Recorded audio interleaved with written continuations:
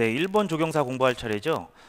일본의 조경도 중국의 조경과 마찬가지로 시대 순으로 나타나게 됩니다.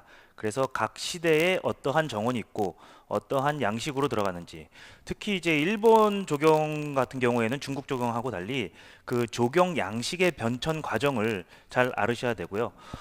그리고 각 시대별로 그 정원들이 많이 나타나게 되죠. 상당히 많은 양의 많은 수의 정원이 나타나게 되는데, 그 정원들의 특징을 다 알기보다는 어떠한 정원이 어떠한 시대 그리고 어떠한 양식으로 나타나는지 그런 것들을 알아두시면 되겠습니다.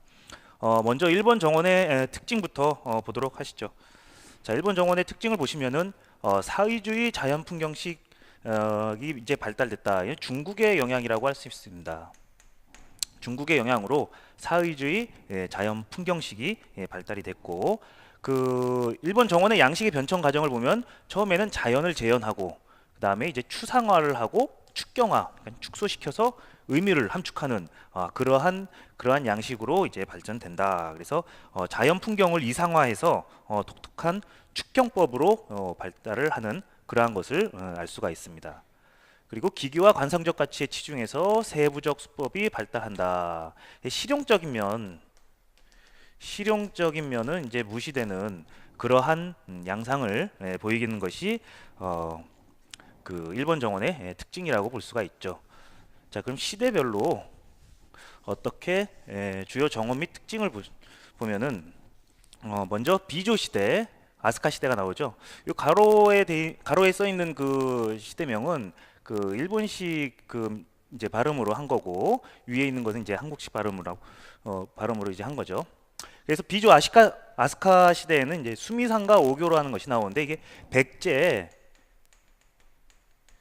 노자공이 이제 일본으로 건너가서 이제 수미상가 오교를 축조하는 그러한 것을 보냈죠. 그것이 이제 일본 서기에 나와 있는 거고요. 나라 내량 시대에는 평성궁, 귤도궁이 대표적인 것이 되는 것이고, 평안 해이안 시대에는 이제 초기, 중기, 뭐 말기 이렇게 나타나게 됩니다. 그래서 초기에는 보통 신선 사상의 영향을 받아서 중도식 정원이 나타나게 되고, 중기에는 이제 침종조 정원, 말기에는 정토 정원이 나타나게 되는 것이죠. 그래서 침종조 정원의 대표적인 것이 그 동삼조전이 있고, 뭐 그런 것들 알아두셔야 되고요. 문인으로는 귤중망의 이제 작정기가 해이안 시대에 나타나게 됩니다.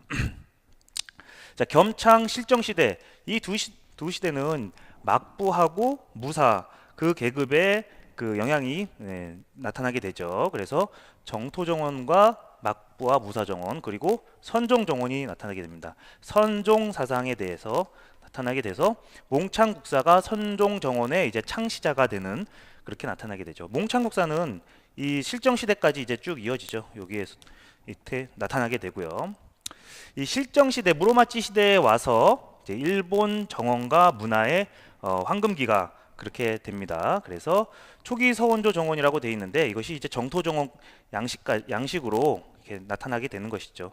그래서 여기에는 뭐 금각사, 은각사라든가 그런 것들이 있고, 이제 고산수식 정원, 축산 고산수식 정원, 평정 고산수식 정원, 뭐 이렇게 해서 여기에 있는 것들을 고산수식 정원을 잘 알아두셔야 되는데, 그 대표적인 것이 대덕사의 대선원, 용안사의 어, 용안사의 평정 정원, 저 서양에서 가장 유명한 정원이라고 합니다.